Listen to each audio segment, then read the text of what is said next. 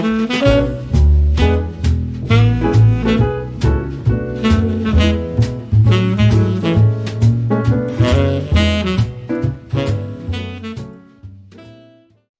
i benvinguts.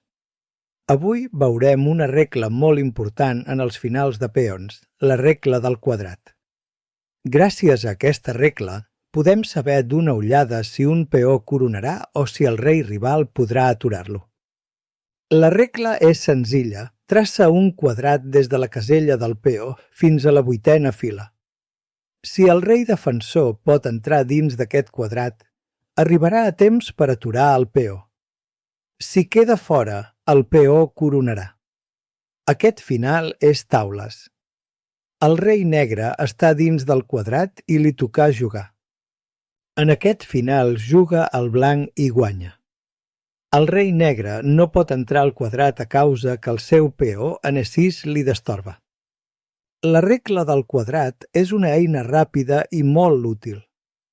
Et permet calcular finals de peons sense necessitat de comptar jugades.